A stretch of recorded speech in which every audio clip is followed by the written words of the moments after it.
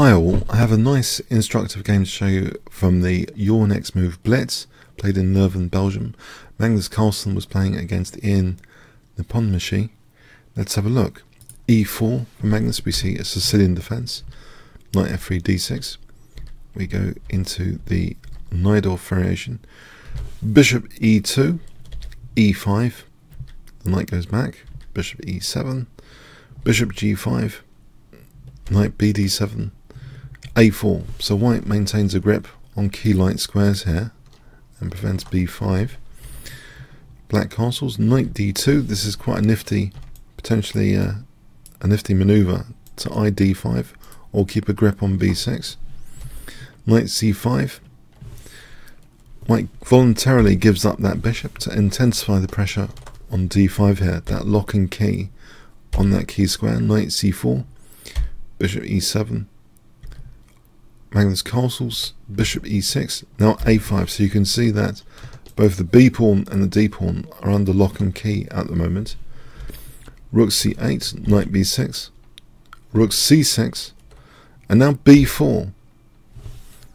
Is this a bit controversial? There is temporarily a loose piece, but after knight cd7, that's addressed by this knight jumping in here, this key square. So they're protecting each other quite nicely. Bishop g5. Now knight a4. So white wants to now potentially play c4.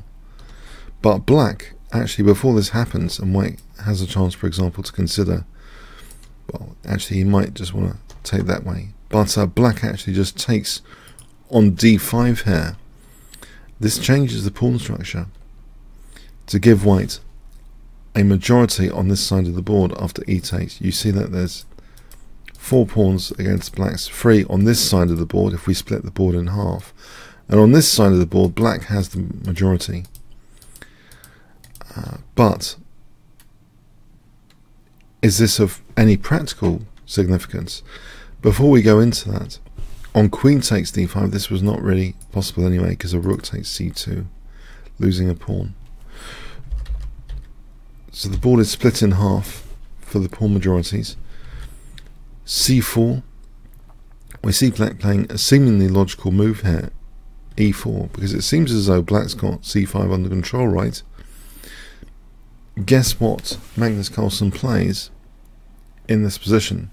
If I give you 5 seconds to pause the video, what would you play here?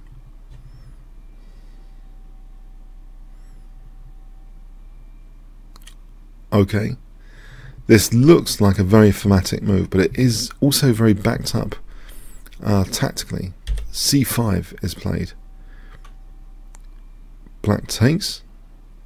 So what's the point of this? There is temporarily a passed pawn. d6, a very, very powerful forcing move here. Now the rook has only got 2 major options. If the rook goes to c6, then it runs into b5. And that has a similar implication to the game. So I might as well show you the game continuation. Rook c8. And the key move here, so this is like tactics coming to the service of strategy, where white temporarily sacked a pawn to create a pass pawn, but now there's actually a key move which celebrates this position in particular. Can you find it if I give you 5 seconds?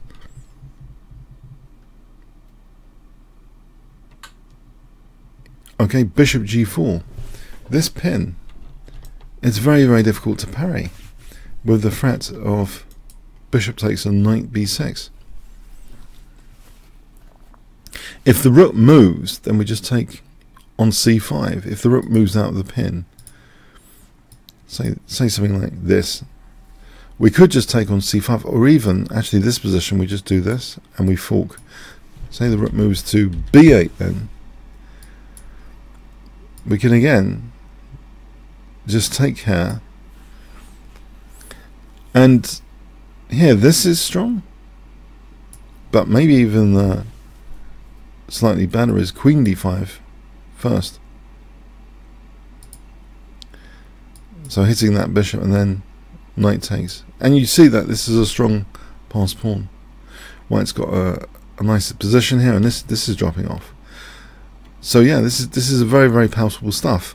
And if f5, then white has, can you guess?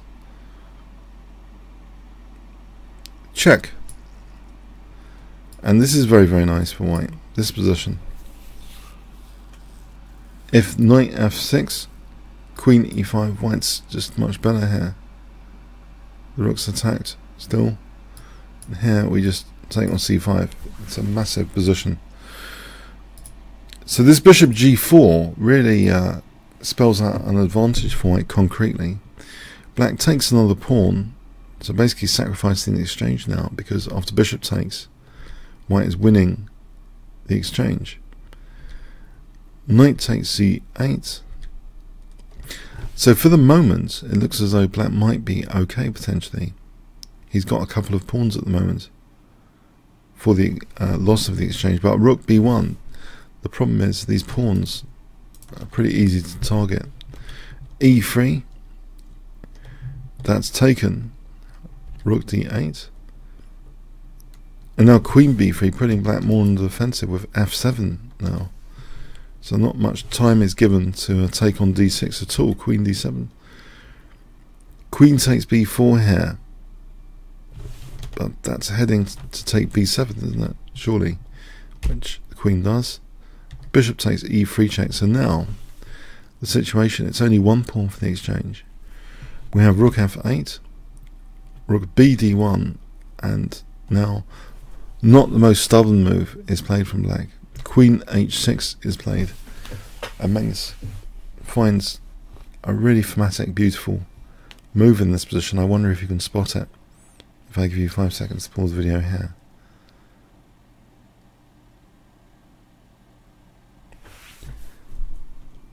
Okay. Queen takes f7. It's a classic tactic, exploiting the back row weakness. If king h8, we just take on f8. And if rook takes, we play rook d8. And after rook f8, take with either rook, and it's checkmate. Yeah, black's last move, to be stubborn, it had to be something like queen e6. And white can actually force black to juggle two issues here, a6 and f7. For example, queen d5, queen c4, hitting both a6 and f7. And this is an example where a6 and f7 can be combined as weaknesses. Something's going to give, for example, like this. So anyway, after queen f7, that was the last move of the game. A very impressively played blitz game indeed from Magnus, and shows how tactics are like the servant of strategy. Maybe most of us would be thinking of a more longer term plan with this c5 breakthrough to create a passed pawn for an endgame, but it was actually a major opportunity. That passed pawn there was actually an opportunity to win the exchange as well with bishop g4, because black was in quite an awkward state after that passed pawn was generated. So it's kind of instructive in a way, this blitz game, for how to exploit a pawn majority with tactical means. Hope you enjoyed it. Comments, questions, likes, shares appreciated. Thanks so much.